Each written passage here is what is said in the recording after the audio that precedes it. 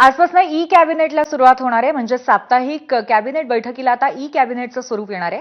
सर्व मंत्र्यांना मंत्रिमंडळ बैठकीमध्ये आयपॅडचं वाटप करण्यात येणार आहे. मंत्रिमंडळ टिप्पणी, मंत्रिमंडळ अजेंडा आता आयपॅडवरती मिळेल. पेपरलेस मंत्रिमंडळाची बैठक व्हावी यासाठी मुख्यमंत्री आग्रही होते. मंत्रिमंडळाची टिप्पणी आणि अजेंडा बाहेरच्या बैठकीत आधी लीक होऊ नये यासाठी ई कॅबिनेट तयार करण्यात आली आहे.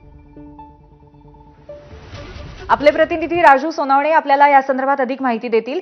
राजू, ई कॅबिनेटचं स्वरूप नक्की कसं असेल आणि याचा फायदा कसा होणार आहे? सगळे निर्णय किंवा महत्वाची माहिती बाहेर न पडू देण्याच्या अनुषंगाने.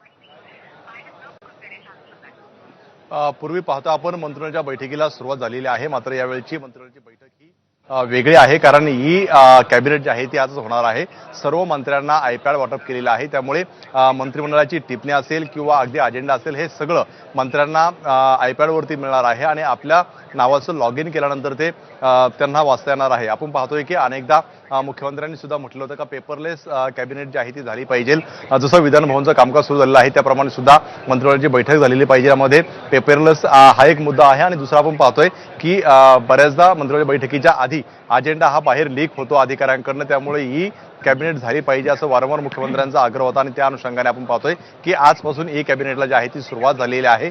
सगळ्या मंत्र्यांना आता आयपॅड वाटप करण्यात आलेलं आहे. मात्र आज पहिला दिवस असल्यामुळे अजेंडा आणि टिप्पणी ही आयपॅडवरती दिलेली आहे आणि पेपरवरती सुद्धा दिलेली पाहायला मिळते. त्यामुळे इथून पुढचे सगळ्या कॅबिनेट जे आहे त्या ई कॅबिनेट आपल्याला होताना पाहायला मिळणार आहे. यामध्ये सगळ्यात महत्त्वाचं म्हणजे की जे काही अजेंडा असेल, टिप्पणी असेल, हे सगळ्या किंवा प्रेझेंटेशन असेल, हे सगळं जे आहे ते मंत्र्यांना आपल्या आयपॅडवरती पाहता येणार आहे आणि आयपॅड हे स्वतःच्या लॉग इननी खोलता येणार आहे. त्यामुळे अजेंडा बाहेर जाणार नाही अशी सुद्धा जी आहे ती या ठिकाणची काळजी घेतली गेलेली आहे. त्यामुळे आता नेमकं मंत्री बाहेर आल्यानंतर किती फ्रेंडली ई कॅबिनेट असणार आहे हे सुद्धा पाहणं महत्त्वाचं राहील.